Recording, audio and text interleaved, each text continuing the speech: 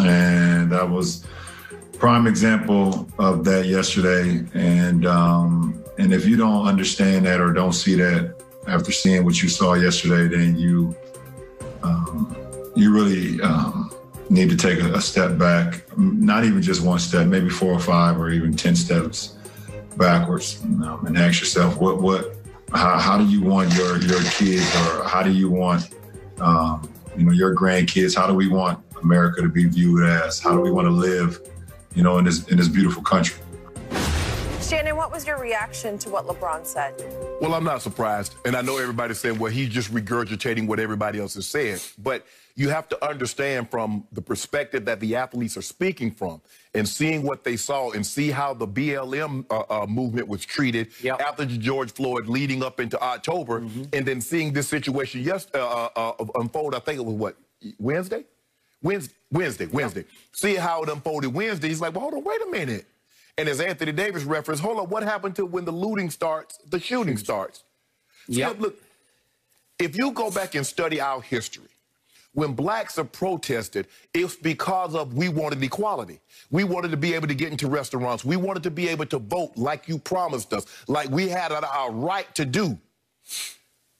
Think about what they were upset about and why they stormed the Capitol. They were upset that blacks voted in record numbers and the vote was counted. And the vote mattered because, Skip, you remember in 2016, when neither one of us really thought that President Trump would win. And he won, and a lot of people were upset that he won, and they took to the street. I came inside in this very seat. I said, now, if all of y'all that's out there in the streets protesting and upset that he's in office, had you taken your butt to the voting station, he wouldn't be there. You said that many times. So next time it comes around, instead of getting and guess what they did? They turned out in record numbers. They did. And they were upset. That's why they stormed the Capitol, Skip. And then he lied, and he started sowing these seeds, if we lose, it's rigged. It wasn't rigged in 2016 when he won, just only if they lose. And so LeBron is like, hold on, wait a minute. Skip, there's going to be an investigation, and there should be no expense. You got it. No expense spared. Nope. Why were these officers opening up the barricades so they can come right in? We see how they were taking selfies. We see how they were treating those inside. Even the people were saying, the officers like, hey, come on in, hey, just no vandalize it. Bruh, you can't do that in a democracy. And LeBron is sitting back looking like, hold on, wait a minute. I see the BLM movement, and I see them unloading tear gas. I see reporters getting shot with rubber bullets. I see innocent people, because what they say is, if I'm not mistaken, I could have swore I saw them taking stuff out of there. That would be looting. They did. So they took some stuff out of the Capitol, right? They were taking important documents. Yes. And nothing happened. So y'all care more about if a black person steal a TV, shoot him dead. If he steal a pair of jeans, shoot him dead. Sneakers, food, shoot him. But if they go into the Capitol because it looks like them, this is not the first time. Remember in Michigan? They shut that down because the governor says we got to close it down. This pandemic is spreading and it's taking lives. Skip, they just didn't close white businesses. They closed all businesses. Blacks were protesting not because whites got an opportunity to do things. Blacks were protesting, well, we want to be able to do that also. We just want fair and equal treatment. They protesting because blacks voted, the votes were counted, and it mattered. And LeBron is saying, this is not right, and you saw it play out. Everybody knows, Skip, normally when a person asks a question, he already knows the answer. So when you ask if the people had been doing that had been black, well, we already know the answer. Everybody knows the answer. Even President-elect Joe Biden said, there's no doubt in my mind, had those men and women been black, Skip, and they're not all young. Skip, I saw some people in their 50s, 60s, and 70s. You having to be helped down the stairs. Skip, think about this, Skip. You have to be helped down the stairs. Police officers are helping you. They open up the barricades.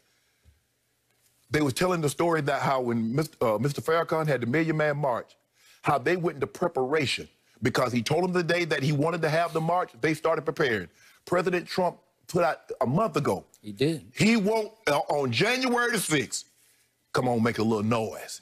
Get a little rowdy. Be there and be wild. Skip, you remember when they asked him would he go concede the election, he told the Proud Boys, stand by. He did. Guess who showed up? So what LeBron and a lot of people in America, especially black America, Skip, I don't need to study. You know, they're going to say, well, we need to study this. We don't need to study.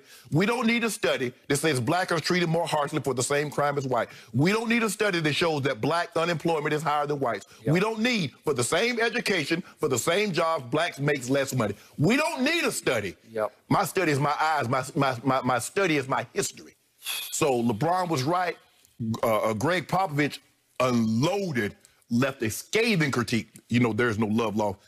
Greg Popovich and Steve Kerr, they like him. They come to the cookout anytime because they offered a harsh critique.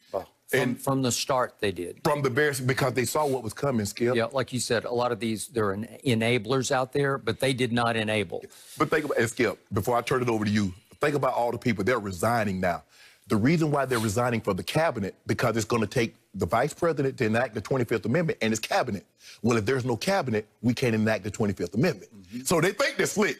You don't get the moral high ground. Well, I'm doing the right thing. This was the last straw for me. Charlottesville wasn't the last straw. The Ukraine, Russia, calling the Secretary of State about the vote, that wasn't the last straw. It was this. When you saw people that looked like you did what they did, that was the last straw. Been trying to tell you. All of that beautifully said, powerfully said. So, when it comes to LeBron James, for many years on TV, I've been critical of LeBron on the basketball court. We're going to talk about his game last night. He was a little shaky last night, and maybe he had reason to be shaky because maybe his head was elsewhere.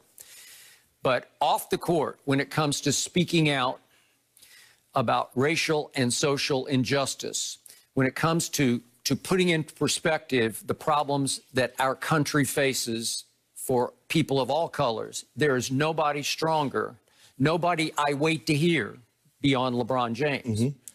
Last night, I waited because I knew what was coming. We talked about it yesterday. We heard nothing from him on Wednesday as the events unfolded. And obviously, they weren't going to play until Thursday night. We thought maybe at the shoot-around, but no, he waited until after the game. And then, as usual, he unloaded. He did say a day ago, in talking about all the stands that he has taken about things outside of basketball, he said, I don't care what anybody says about the things that I say. I stand by them. And he does. And he should.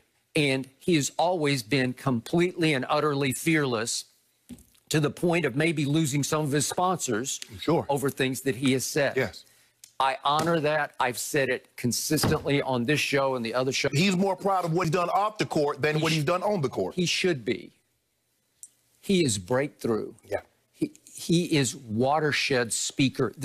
We've never seen anything quite like. I know Muhammad Ali went through another. It was all different, but the courage LeBron has displayed to speak out is unprecedented. So I waited to hear where he would go. And to your point, he went to, we have two Americas. Well, we heard that all day yesterday. So I was like, you're deeper than that. We get, we get that. And it took a while, but he got to that guy who's still sitting in that Oval Office.